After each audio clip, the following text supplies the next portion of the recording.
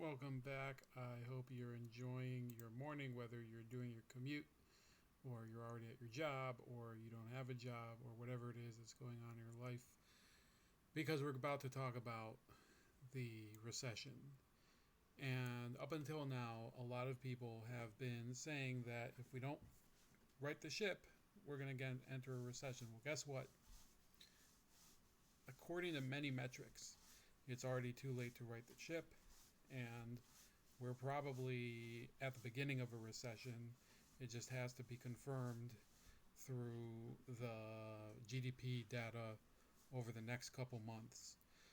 So, barring some sort of turnaround where the GDP starts to grow, we are officially entering a recession, and we don't know how long it will take, and we don't know how severe it will be. And unfortunately, it's very hard to really diagnose what's the best way to approach it. My personal advice is that, unfortunately, what we're dealing with in this current recession, I don't necessarily remember with the last one if this was a real issue, but you also have food and commodity shortages, specifically baby formula, has been very short of supply lately. I don't know for what reason, but it's been exploding in the news that baby formula, of all things, is in short supply, and we're seeing other major food staples are lacking. And because of the war between Ukraine and Russia, we could see wheat and grain shortages, which is a terrible situation.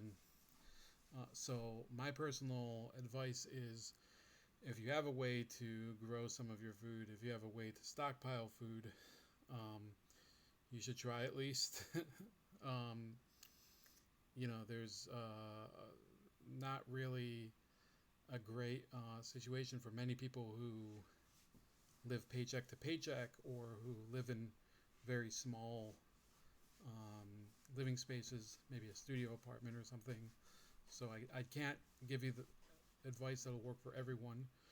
And the truth is, I don't know really what's the best way to address this myself, which is why we're going to be exploring a little bit of this over the next few months. And hopefully, um, this won't be as painful as some of the media are making it out to be. Investopedia is a good resource to get educated on several economic topics. And it's generally a rule of thumb that in order to rein in inflation, the Federal Reserve has to hike interest rates, meaning that uh, one of the reasons that inflation seems to run out of control is that it's very cheap to take out loans. If the interest rates are low, people have no problem forking out money to take out a mortgage, and the banks, of course, often lend using money from the Federal Reserve in order to keep the money supply under control. What they do is they hike interest rates such that it's a disincentive for borrowers to take out new mortgages or other loans.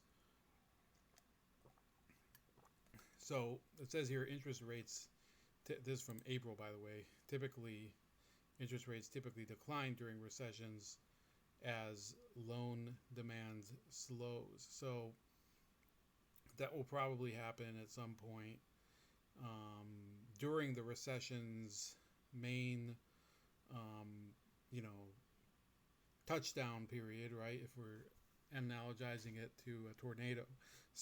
So once a lot of the damage has been done and demand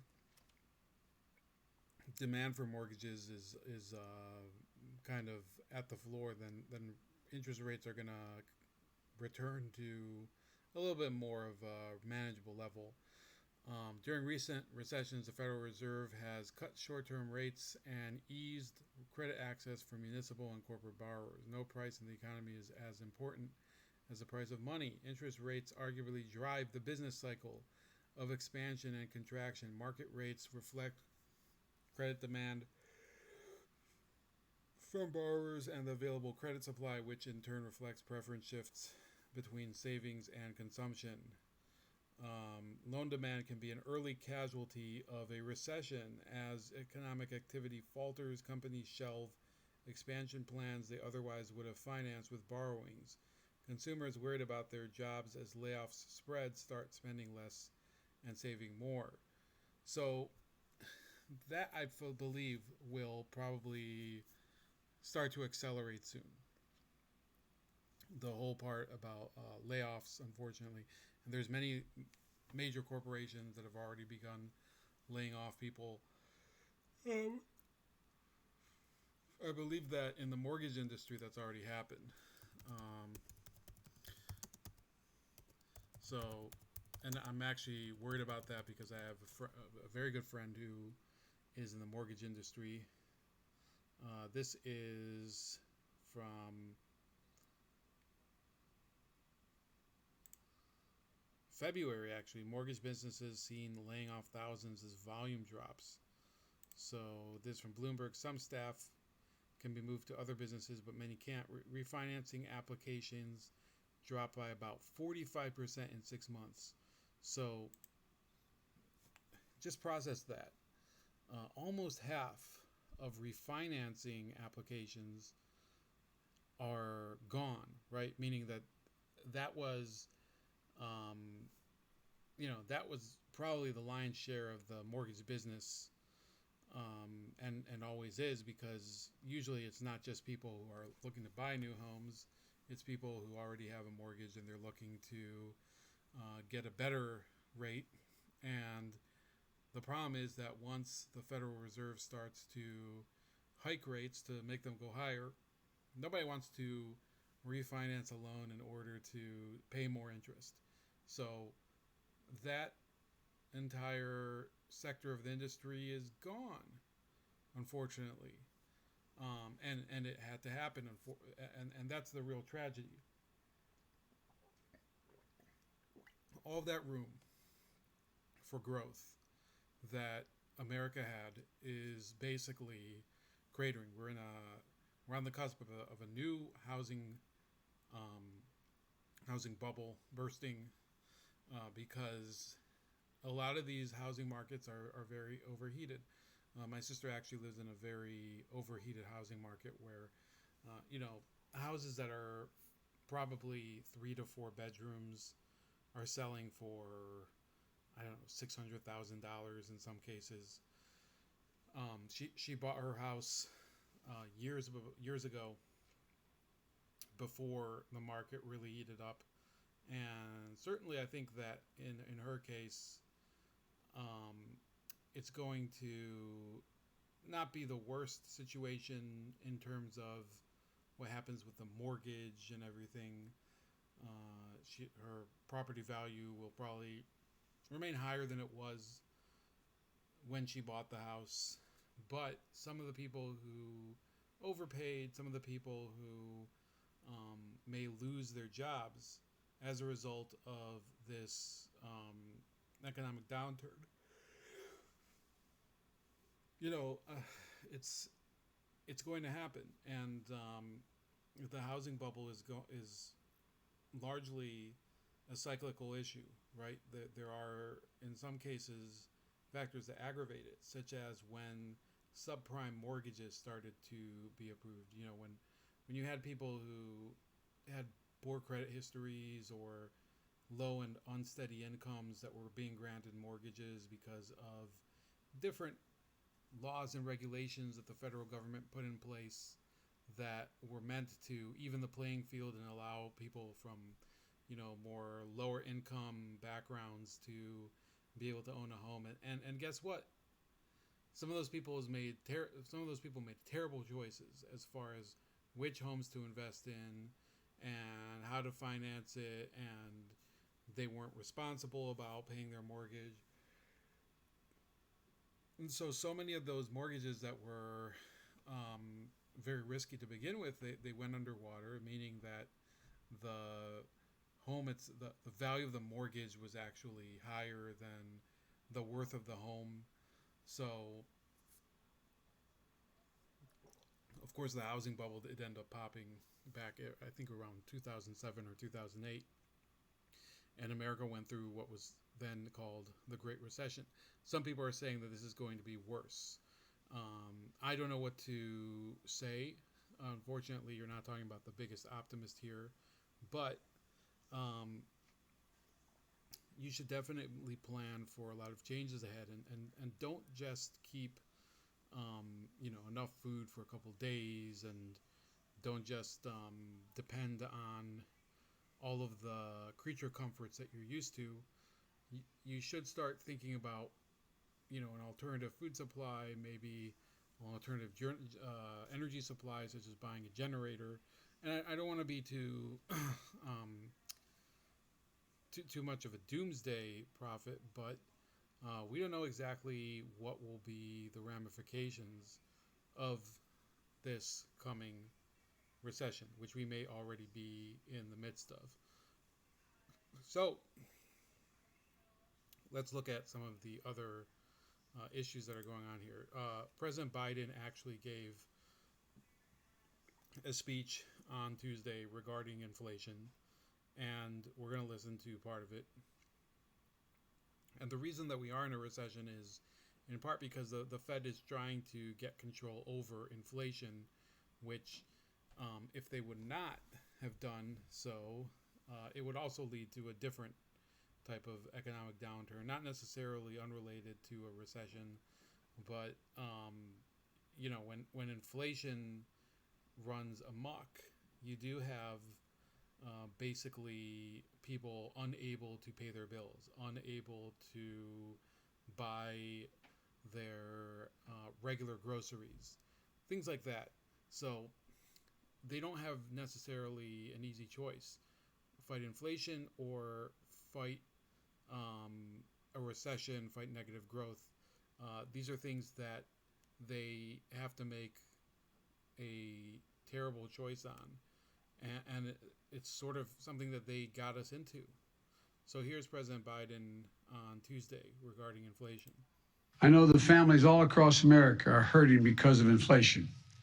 I understand what it feels like. I come from a family where when the price of gas or food went up, we felt it. It was a discussion at the kitchen table. I want every American to know that I'm taking inflation very seriously, and it's my top domestic priority. And I'm here today to talk about solutions, and there's going to be more we're going to have to talk about as well. But first, I want us to be crystal clear about the problem. There are two leading causes of inflation we're seeing today. The first cause of inflation is a once-in-a-century pandemic. Not only did it shut down our global economy, it threw the supply chains and demand completely out of whack, especially in countries where more effective recovery responses weren't available, especially in those sectors that rely on semiconductors. These supply challenges have been further hampered by the onset of Delta and Omicron viruses. And you've all seen it, you've all felt it. And this year we have a second cause, Mr. Putin's war in Ukraine. We saw in March that 60% of inflation that month was due. So you can see that tell over there where he scratches his nose. He can barely believe the own lies that he's telling. And that's really the tragedy here, the real tragedy here is that you have a president who has been front and center in causing the inflation crisis, and he can only blame the external factors. And let's not belittle the external factors. Yes, pandemic affects supply chains, and yes, also the war in Eastern Europe, between Ukraine and Russia, also affects supply chains and affects especially the energy sector and the food sector, which is they're both correlated. between Russia and Ukraine, that affects the entire world.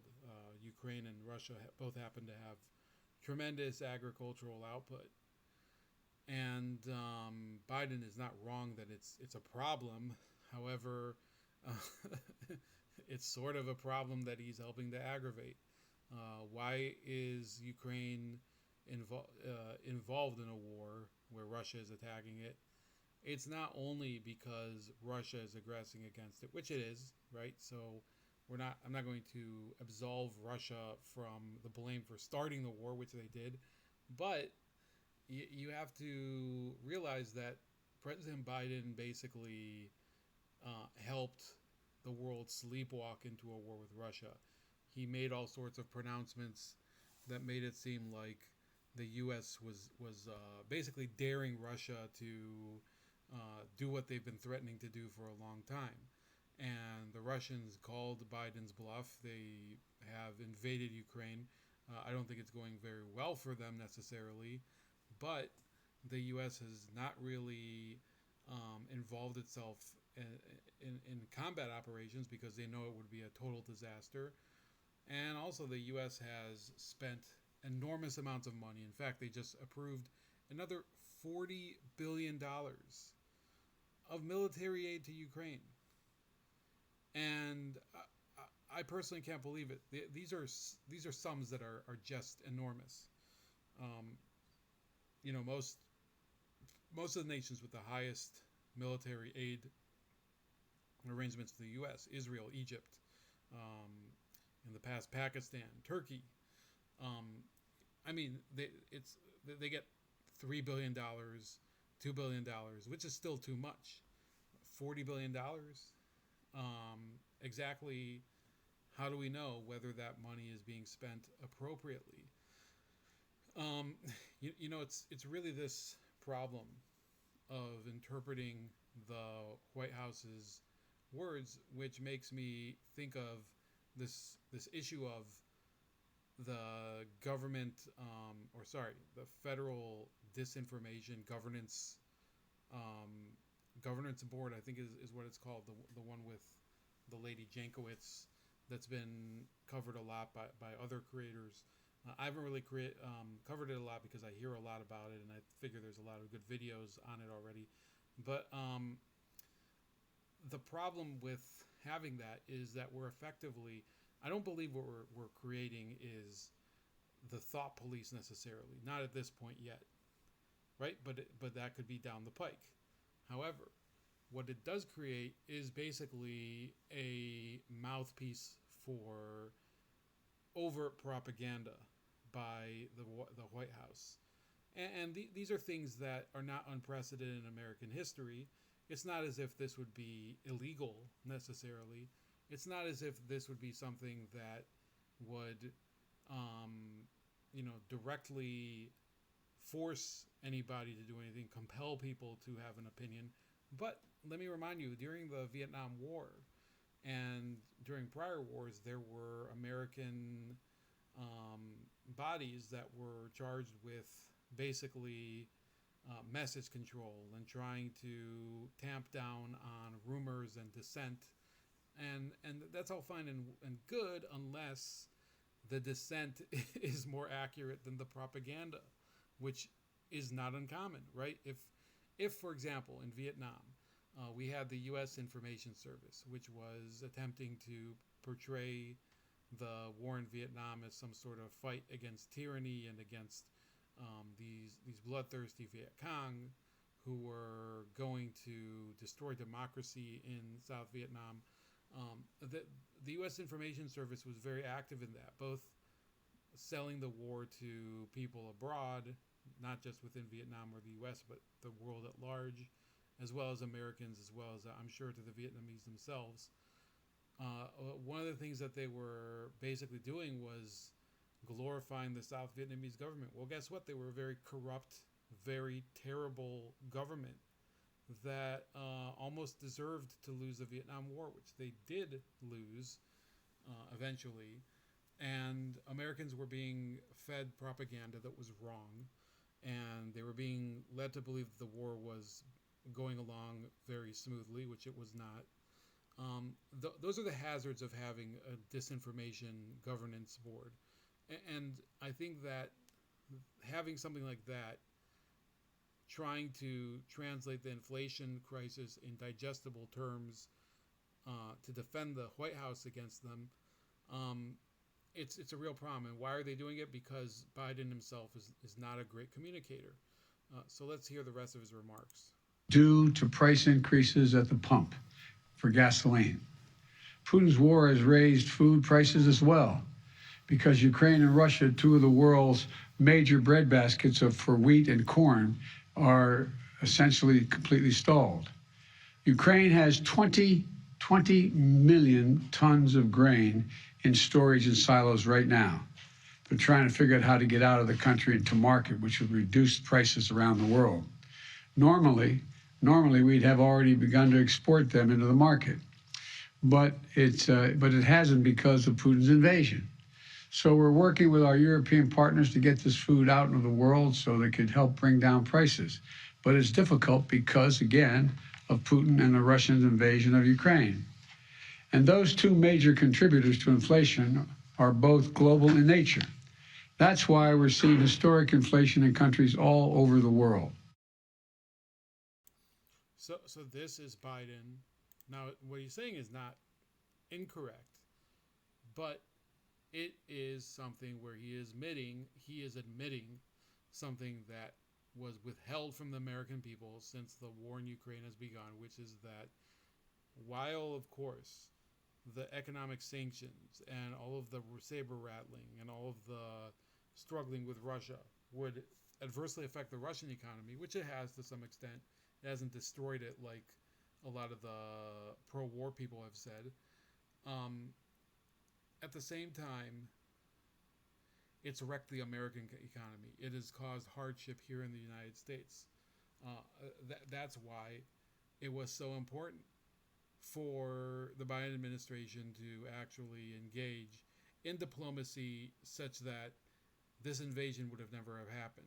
Try to negotiate with Russia to ensure that their reasons for invading Ukraine were not strong enough to override the reasons for not invading Ukraine. And I think the best way to do that would be to work to normalize relations, work to keep Ukraine out of any military alliance, and sort of keep it as some sort of neutral buffer zone. There's no real need for a conflict with Russia if the United States and Russia can sort of disengage from this new Cold War that we've been on track for since, 5, 6, 8 years ago when Russia started to really encroach on Ukraine. This is Dana Perino's reaction to this. You guys want me to start fisking? Okay, so his lie about the 9,000 leases that he accuses Big Oil of just merely sitting on. I did a whole thing about this. It's actually in a separate, completely separate from radio, entirely separate from radio, thing that I did for the first about the Big Oil lies from the president. And it's streaming right now at the first. You can go see it. But here's the deal. First off, the 9,000 leases that he accuses Big Oil of sitting on, that's not in any way at all remotely accurate. It's a lie. It is an absolute lie. First off, 9,000 is just a tiny number compared to the 37,000 leases, for instance, just last year. And that's God's honest truth. The 37,000 leases, and this idea, they don't understand. He doesn't understand how oil, he doesn't understand anything about oil. He doesn't understand anything about extraction, because you don't just go out and get a drilling lease. You have to go out and you get lease for acreage. Then you have to go through a number of steps in order to even procure a drilling lease. And you don't get the drilling lease until after you get through all of the EPA nonsense and the Bureau of Land Management nonsense. And I could sit here and go on and on and on. But this whole thing of 9,000 leases, and this is, they're just sitting on it. He doesn't know the difference between any kind of like acreage leases or actual drilling leases or exploration leases. I mean, you realize the permitting process that goes into differentiating all of the different types of leasing as it relates to acreage when extracting oil or LNG. He doesn't, and that's why he comes out with this bass-ackward talking point where he's going, well, 9,000 leases. This guy doesn't even know where he is half of the day, much less understand how drilling for oil or gas or fracking works.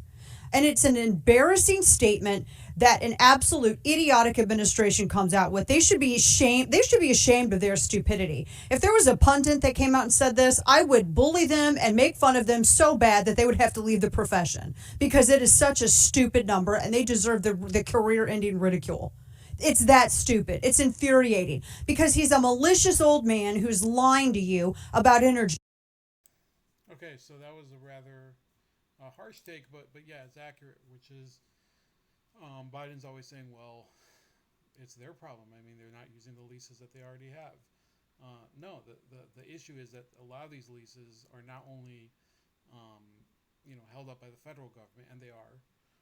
In some cases, they're held up by litigation, by state, federal, local, and activist litigation in order to stop some of these leases. There are pipelines that are being obstructed by protests and legal haggling and things like that. That's something that happened with the Keystone Pipeline and the Dakota Access Pipeline. Only a person who's divorced from the situation would be unaware of that. This was Biden a couple weeks ago when the White House Correspondents' Dinner was happening. I think ever since you've come into office, things are really looking up. Gas is up, rent is up, food is up, everything. No, it really has been a tough first year for you, Mr. President. So, I think that was pretty funny. But it's not so funny for the people who actually have to pay for those higher prices. Arizona Central says, so this was before this actually occurred, the speech. It said, President Joe Biden sought Tuesday to ease fears over inflation, promising that tackling rising prices is his top domestic priority and accusing Republicans of having no plan to offer Americans relief. He says they don't want to solve inflation by lowering your costs. Biden said at the White House they want to solve it by raising your taxes and lowering your income. So this is the real disconnect between reality and what Biden is saying. The Republican Party does not have control at the federal level, and therefore, so they don't have they don't have either house of Congress. They really are not governing economic policy. Who is governing economic policy? The Federal Reserve, and to some extent, Biden administration officials like Treasury Secretary Yellen, and also some of the other federal agencies that are plugged into the economy, right? So, you have the Commerce Secretary, the Labor Secretary, all of those people, they're plugged into the way the economy is working, the Department of Health and Human Services. So those have more of an effect than do the Republican Party officials that are in the minority right now in both the House and the Senate. Now, you might say, well, what about all the state level officials like Ron DeSantis, like, Glenn Youngkin, what's his name, Holcomb, the governor of Indiana. In those cases, yes, governors, I think, are very crucial for local welfare, for the local, well-being of their economy. But when you talk about the national economy, the Federal Reserve and the Treasury and all of those boards, the Council of Economic Advisors, those are the people who need to be on their best game in order for the economy to be working, and they're not. And therefore, this idea that, the Republicans don't have a plan. Look, the Republican Party has been terrible, but, and I say this as a conservative, the Republican Party has had very few ideas, but they don't govern the economy at this point. the economy is being run by the Biden administration, and he's not a Republican. Um, so he largely has blamed the pandemic. He's blamed Russia. Um, Here are some stocks that they're saying should be sold at the moment. Um, so let me see here. There's the Joint Corp. They really go into too much of a of too much detail. Vornado Realty Trust. So Yahoo is already circling the wagons on some of these. Visa. I'm pretty shocked that Visa, they're saying you should sell. Um, who else? So MasterCard. So this is bad news for some of these companies. Lowe's. They're saying these companies are in serious trouble. Well, I'm not going to tell you to abide by Yahoo's recommendation, but it's obvious if they're targeting some of these bigger companies, they see a real problem. And I think that we're talking about those credit card companies because people are going to start reining in their spending. Kathy Wood, Kathy Wood, who's a major investor, has been taking a beating during this latest economic downturn. Wood, whose ARK Innovation ETF outperformed all other U.S. equity funds during the pandemic rally in 2020, said slowing economic growth will likely benefit the type of innovative companies that the fund invests in. There are a lot of indicators to us that we are in a bit of a bear market because of the Fed's expected plan to increase rates by 50 basis points at its June and July meetings, Wood said. The markets are speaking pretty loudly right now and seem to be calling into question the Fed's strategy. So she's warning of a recession. The benchmark S&P 500 is down approximately 16% for the year to date, near the 20% decline that typically signifies a bear market. So only 4% more. I think that would end up being at this point, if the S&P 500 were to lose another, I think like 80 points. So we're not as far as you think it is. This could really happen very, very soon if the S&P closes at what is it, like 3,500 at some point in the next week, and it could happen. It crossed under the 4,000 range yesterday, and it's remained under 4,000 as of today. Let me see here. So Market Watch. That's the one I usually use. So they're at 4,000 now. They went a little bit above the 4,000 range, but yesterday they had been under 4,000.